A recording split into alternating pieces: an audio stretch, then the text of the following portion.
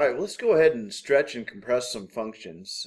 So if we start with f at x, what happens to the function if we create a new one with multiple a and b where g at x equals a times the function at b at x? So let's see what we got here. So let's try it on an example.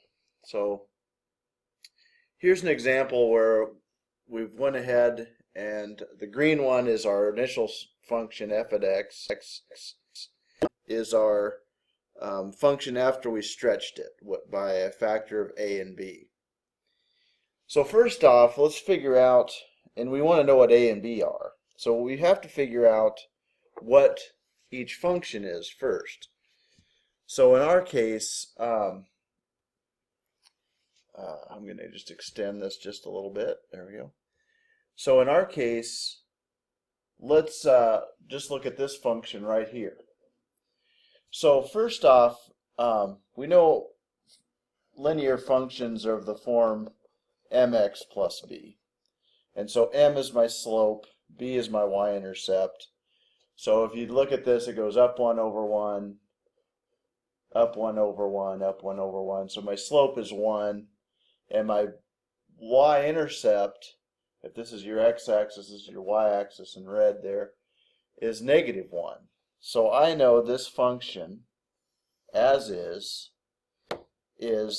f at x equals 1x minus 1. Okay, that's my, you call it a parent function, if you will. So let's do the same with this. So with this graph, notice my y-intercept. So we know g at x, if you do mx plus b, we know that b is negative 3. That's your y-intercept. It goes down 3, and that's where it starts. And then your slope is, if you count it, it rises from that point up 1, 2, 3, 4, 5, 6, and over 1. So we know that the function g at x is 6x minus 3. So what was a and b to start here and get us to 6x minus 3?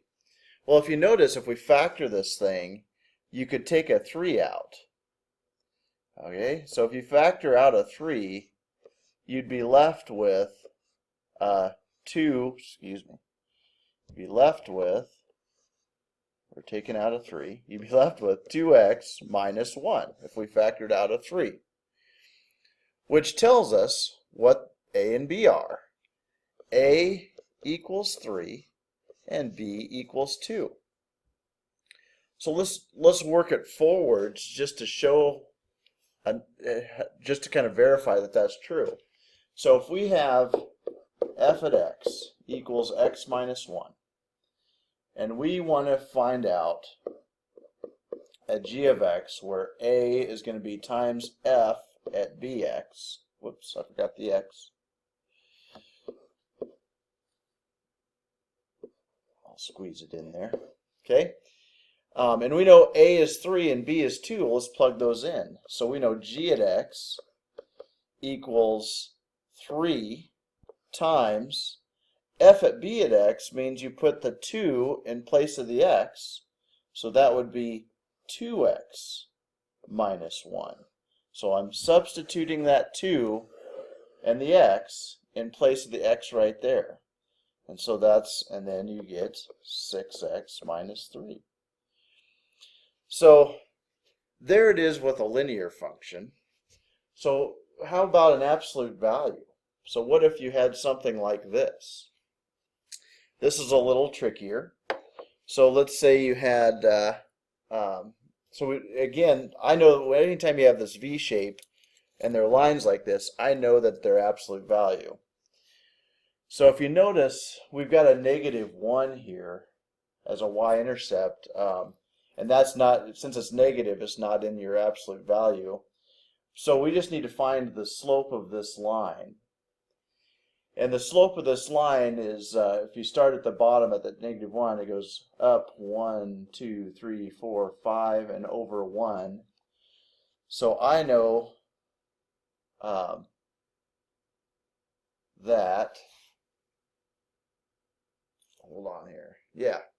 So I know that that function f at x equals the absolute value of 5 over 1, so 5x minus 1. Okay, that should be a 1, not an absolute value. So if we look at g at x, let me pull up a pin here. If we look at g at x, it is also the absolute value of something times x minus 1.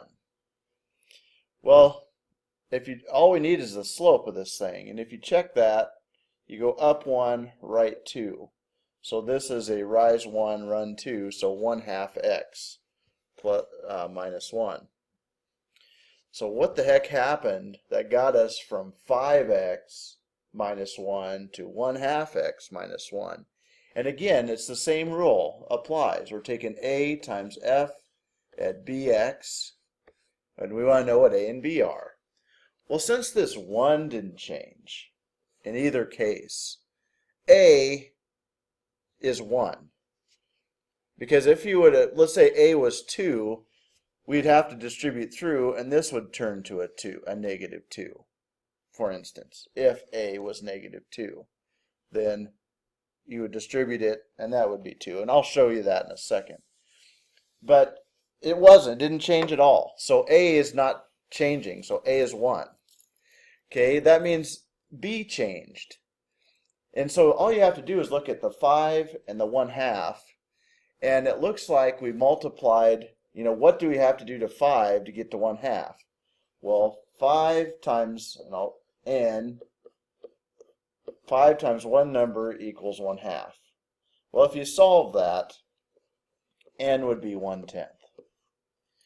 So that's saying that our b is 1/10. I guess I could have used b instead of n. 5 times b had to end up being 1/2. Well, that's 1/10. I don't know why I used n. So in this case, a is 1 and b is 1/10. So let's test it on our original function. So here's our original function. We want to apply the rule a times f at bx. So let's plug that in. So g at x would equal 1 times, instead of f of x, we're going to put this in, and b is 1/10. So it's going to be 5, the absolute value of 5, times 1/10 of x. And then close your absolute value, and then minus 1. Excuse me. That's a lot of parentheses and a lot of mess. Let me redo that. So let's do that again so it's less messy. So you would take, and I'm going to use brackets. So a is 1, bracket. So now we're going to do this f at bx part so that it's not so nasty looking, hopefully. So bx is 1/10 x right there. So we're going to plug that into that, and so it would be 5.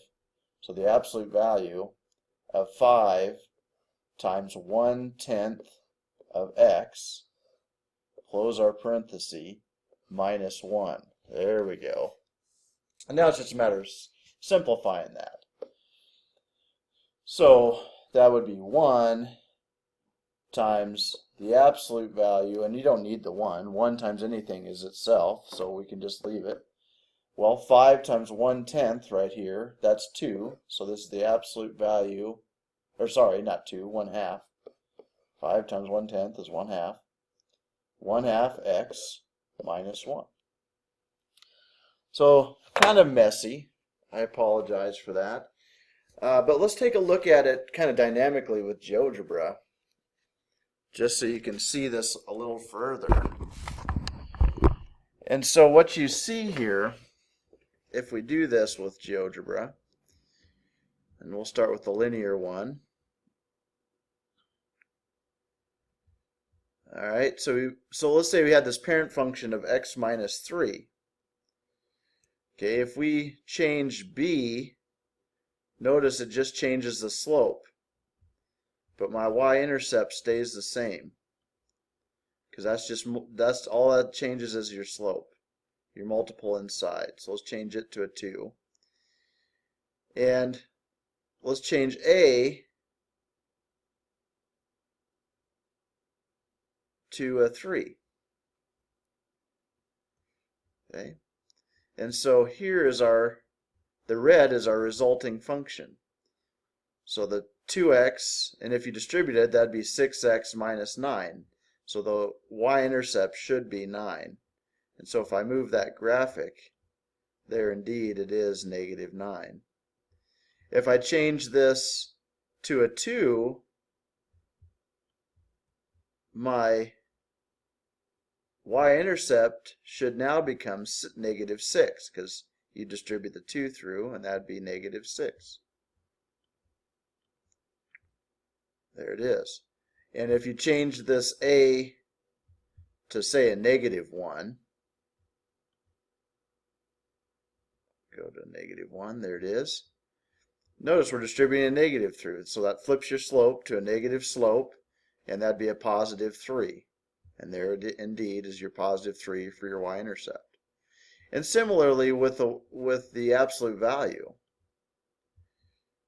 First off, just to kind of show you how I did this, I plugged in my function. So this is 3/2 x minus 1. And,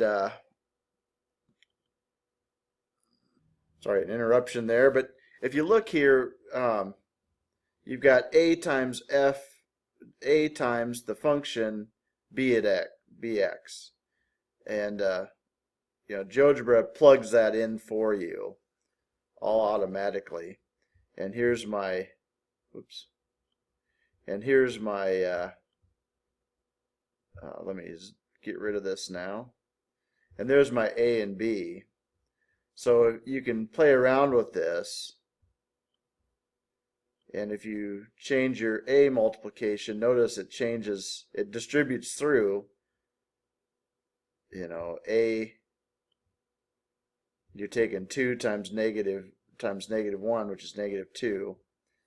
And then if you change that b, that should only change your slope. So that should just change that part of it. So let me get that out of there.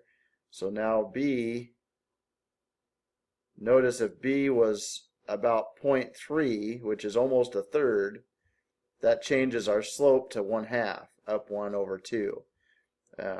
I could change that increment so it just went up by a thirds, but I don't want to spend that much time with the video. But so the fractional, if you went 0.1, that's, you've got to even, you're taking 3/2, if you notice there, times 0.1 or 1/10. So 3/2 times 1/10 gives you 3/20 for this red line, its new slope.